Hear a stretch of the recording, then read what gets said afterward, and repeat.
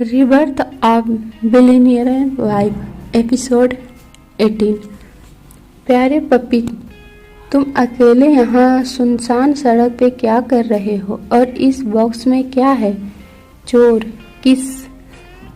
अब तक अन्वी रुक जाती है और बोलती है, हाँ अब आई न तेरी अकल ठिकाने में। अब अगर तुझे फिर कभी कोई शक हो तो मुझे बता देना, मैं अच्छे से तेरे दिमाग को ठिकाने में लगा दूंगी।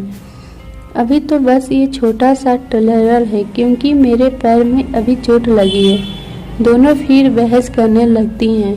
दोनों को बहस करता देख एकांत से उन्हें चुप कराता है और बोलता है, खाना ठंडा हो रहा है, अब तुम्हें खा लेना चाहिए, वरना अगर मेरा मन बदल गया तो तुम फिर से फूड खाने को नहीं मिलेगा। बाद में फिर सूप पीना पड़ेगा। एकांश की बात सुनकर अन्वी तुरंत बोलती है, नहीं नहीं, मुझे यही खाना है। इतना बोल वो खाने में टूट पड़ती है और सुहानी को भी खाने के लिए बोलती है, लेकिन सुहानी मना कर देती है। तो अन्वी एकांश की तरफ देखकर बोलती है, हबी बोलो ना अपनी साली साहब को मेरे साथ खाना खा ले, वरना इससे नाराज हो जाऊंगी।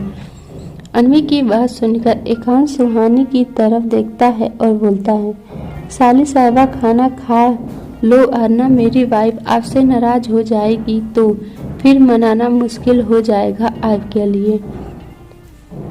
एकांश की बात सुनकर सुहानी मना नहीं कर पाती और खाने लगती है। अन्वी एकांश को भी खिलाने लगती है। तीनों बैठकर खाना खाते हैं। कुछ देर बाद सुहानी हॉस्पिटल से जाने लगती है क्योंकि उसे घर से कॉल आ गया था। अब आगे सुहानी अभी हॉस्पिटल से कुछ ही दूर आई थी कि तभी उससे सामने झाड़ियों के पास से कुछ हलचल महसूस हो रही थी। सुहानी जब चेक करने जाती है तो वहाँ पे उसे एक पप्पी दिखता है। सुहानी जब पप्पी को देखती है तो उसके पास जाती है और उसे गोद में उठाने की कोशिश करती है क्योंकि वो पप्पी बहुत ही क्यूट लग रहा था। लेकिन वो पप्पी सुहानी को देखकर पीछे खिसकने लगता है और साथ ही उसके साइड में रखे बॉक्स को भी पीछे धक्का देता है ताकि सुहानी उसके या बॉक्स के पास ना आ सके। वो बॉक्स उस पप्पी से भी बड़ा था। पप्पी को प्रॉब्लम हो रही थी बॉक्स को मूव करने, लेकिन वो फिर भी बॉक्स को मूव कर रहा था जैसे वो बॉक्स को बचा रहा हो सुहानी से, ताकि वो बॉक्स को न ले जाए कहीं अपने साथ। पप्पी को डर भी लग रहा था लेकिन फिर भी वो बॉक्स को प्रोटेक्ट कर रहा था। सुहानी जब पप्पी का रिएक्शन देखती है तो उसे लगता है कि शायद पप्पी उसे डर रहा है, इसीलिए वो पीछे जा रहा है। सुहानी पप्पी को देख बड़े ही प्यार से बोलती है, प्यारे पप्पी डरो नहीं, मैं तुम्हें कुछ नहीं करूंगी, इधर आओ। सुहानी के इतने प्यार से बोलने पर जब पप्पी को यकीन हो गया कि वो बुरी नहीं है तो वो नॉर्मल हो जाता है और धीरे धीरे सुहानी के पास जाता है। सुहानी उस पप्पी के बालों में हाथ फेरते हुए बोलती है, प्यारे पप्पी तुम यहाँ सुनसान सड़क पे अकेले क्या कर रहे हो? तुम तो कितने क्यूट हो, कौन तुम्हें यहाँ पे छोड़ के गया है? पप्पी वाइट कलर का था और बहुत ही छोटा था मगर समझदार और क्यूट था। सुहानी की बात सुन कर पप्पी थोड़ा उदास हो जाता है और फिर सुहानी की ड्रेस को अपने मुंह से पकड़ के उसे खींचता है, लेकिन सुहानी कहाँ इतनी बड़ी और पप्पी कहाँ इतना छोटा, तो वो कहाँ उससे खींच पाएगा। इसीलिए वो पप्पी कभी सुहानी की तरफ आता तो कभी बॉक्स की तरफ जाता, जैसे उसे बताना चाहता हो। सुहानी पप्पी के रिएक्शन को देखकर बोलती है, प्यारे पप्पी क्या तुम मुझे कुछ बताना चाहते हो? जिस पर पप्पी आवाज़ निकालता है जैसे हाँ बोल रहा हो सुहानी को बातों पर। सुहानी पप्पी के पीछे बॉक्स के पास जाती है तो वहाँ पे उसे एक बॉक्स दिखता है जिसे देखकर सुहानी बोलती है, प्यारे पप्पी ये तो बॉक्स है, क्या तुम मुझे ये बॉक्स दिखाना चाहते हो? जिस पर पप्पी अपना सर हिलाता है और सुहानी की बातों में हामी भरता है। सुहानी बॉक्स को देखकर बोलती है, प्यारे पप्पी, तुम चाहते हो कि मैं ये बॉक्स खोल के देखूं? जिसे सुनकर पप्पी एक बार फिर आवाज निकालता है, जिसे देखकर सुहानी बोलती है, लेकिन क्या है इसमें? इतना बोल वो जैसे ही बॉक्स खोलने को होती है तभी पीछे से एक आदमी की आवाज आती है, जिसे सुनकर वो रुक जाती है और पीछे पलटती है तो देखती है वहाँ एक आदमी खड़ा था।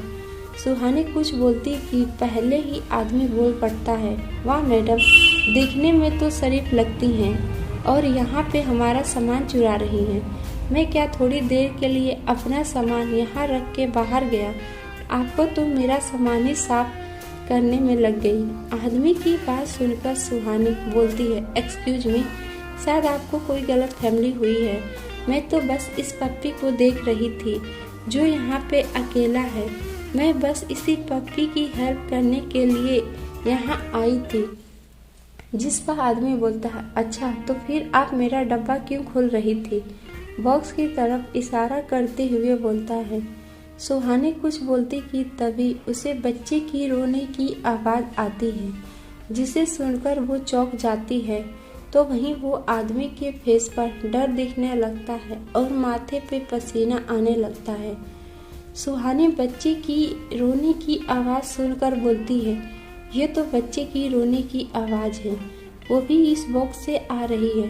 बच्चा बॉक्स में क्या कर रहा है? सच सच बताओ, कौन हो तुम और बच्चे को इस तरह से बॉक्स में छुपा के क्यों रखा हुआ है? वहीं दूसरी तरफ हॉस्पिटल में अन्वी बैठी हुई थी बेड पे और एकांश को मना रही थी ताकि वो हॉस्पिटल से उसकी डिस्चार्ज ले ले और घर पे जाने के लिए मान जाए। वो 2 दिन से बोर हो गई थी हॉस्पिटल में, इसीलिए वो अब यहाँ पे और नहीं रहने चाहती थी। घर जाने का दूसरा वजह ये भी था कि वो यहाँ पे बैठी बैठी कुछ नहीं कर सकती है, क्योंकि एकांश पूरे टाइम यहीं रहता है उसके पास, जिससे वो कुछ नहीं कर पा रही थी। इसीलिए वो घर जाना चाहती थी ताकि एकांश काम पे चला जाए और वो अपने बेबी को ढूंढने के लिए कुछ कर सके।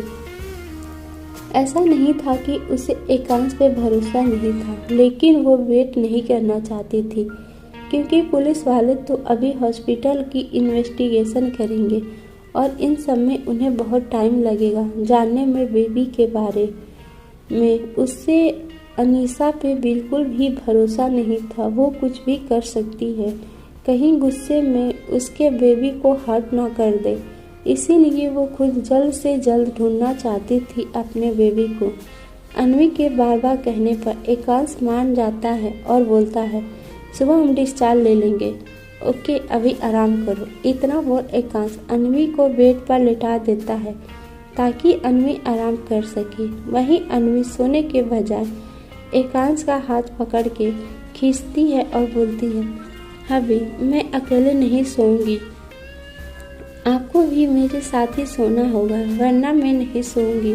और बच्चों जैसा जिद करने लगती है। अन्वी की बात सुनकर एकांश वहीं बेड पर लेट जाता है और सोने को बोलता है तो अन्वी घिसक के एकांश के बिल्कुल पास ही आ जाती है और एकांश के लिप्स पे अपने लिप्स रख के किस करने लगती है। आज का सफ़र यहीं खत्म होता है। मिलते हैं अगले भाग में, और चैप्टर कैसा लगा कमेंट में बताइए। एपिसोड 90।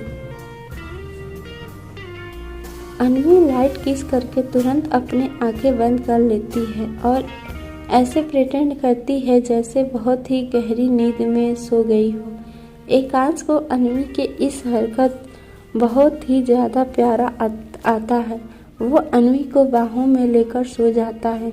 दूसरी तरफ उस सुनसान सड़क पे सुहानी उस आदमी से सवाल करती है तो आदमी घबरा जाता है और बोलता है, ये मेरा बच्चा है, मैं बस इसे सेव करने के लिए ही बॉक्स में रखा था, क्योंकि मुझे ज़रूरी काम से जाना था, इसलिए मैं बच्चों को इन झाड़ियों के पीछे छुपा दिया ताकि कोई ले ना जाए, और साथ ही इस कुत्ते को भी रखा ताकि ये बच्चे का ध्यान रख सके, और कुछ नहीं। आप गलत समझ रही हैं। आदमी की बात सुनकर पप्पी गुस्से में उस आदमी के पैर में काट देता है अपने छोटे से दांतों से, जिससे आदमी को बहुत ही ज़्यादा गुस्सा आता है और वो पप्पी को लात मार के फेंक देता है, जिससे वो पप्पी दर्द में तड़पने लगता है। ये देखकर सुहानी को बहुत गुस्सा आता है और वो आदमी के पास जाती है और उस आदमी के पैर में एक ही लात मारती है, जिससे आदमी नीचे गिर जाता है और अपना पैर पकड़ लेता है और दर्द में आवाज़ें निकालने लगता है।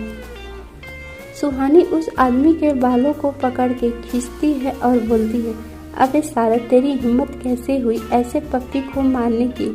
खुद को बहुत बड़ा ताकतवर समझता है, इस तरह मासूम जानवर को मार के।